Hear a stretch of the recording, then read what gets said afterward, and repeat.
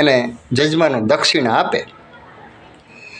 એટલે આ લોકોએ 11 ગાયું અને 10,000 રાણી સિક્કા આપ્યા સોનાના. બારોટે લીધા ને. અરે એ કે 11 ગાયું અને 1000 રાણી સિક્કા તમને ઓછા પડે સોનાના? તે કે ઓછાનું કે વધારાનું નથી,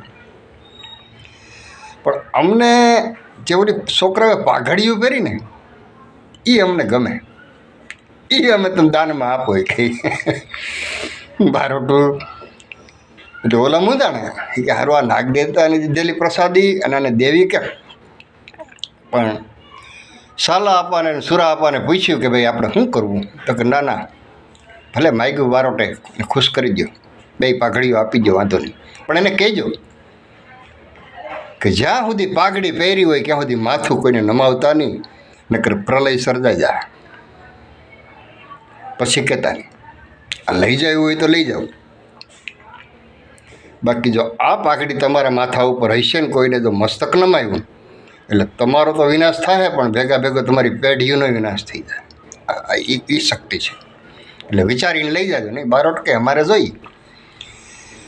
એટલે બારોટને 2 પાઘડીઓ હોનાની દાનમાં આપી દીધી ને બારોટ 2 પાઘડીઓ કરીને પછી બધી જજમાનીને ઘુમરા મારે, જજમાનિયા જાય.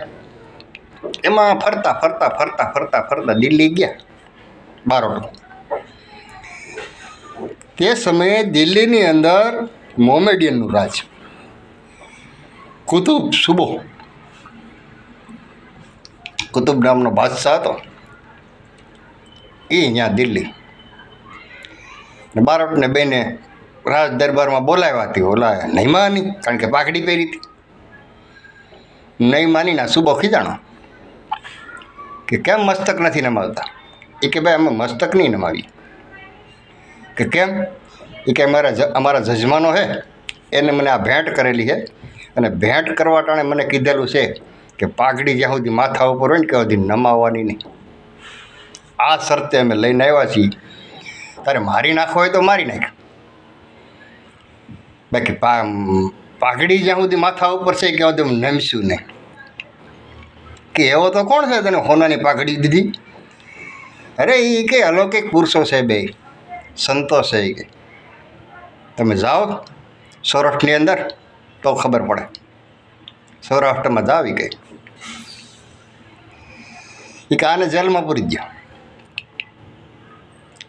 હવે સાલાને અને સુરાને એ ગોતવા ત્યાંથી દળકટક આવ્યું, અને એ શેત્રુંજીને કાંઠે પૂગ્યા, અને ત્યાં કમસે કમ 18 ગાયોને મારી નાખી. 18 ગાયોને.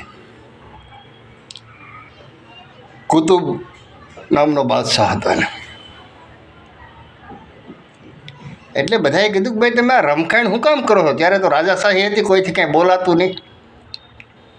એ કે શું કામ મૂંગા પહોને મારો છો?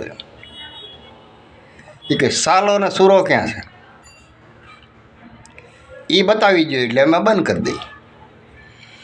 એટલે કોકે કીધું કે ભાઈ તમે આ શેત્રુંજી નદીને કાંઠે તમે આગળ જાઓ એટલે ત્યાં બોદાનો નેહ છે, ત્યાં રહીશ.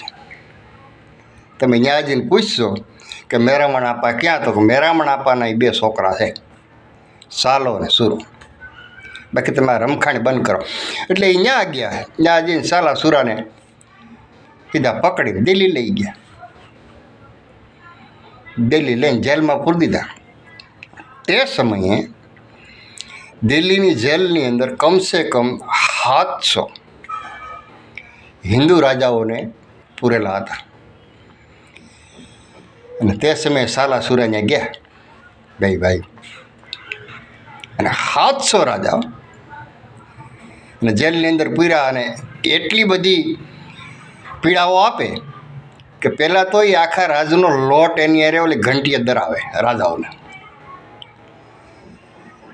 એ બધાનો લોટ ધરાઈ જાય પછી બેહવાની નહીં, પછી રેતી લઈ આવે અને રેતી નાખીને રેતી ધરવાની, ઊભું તો રહેવાનું જ નહીં, ચાલુ જ રાખવાનું. હવે વર્ષોથી 700 રાજાઓ ત્યાં કેદ હતા.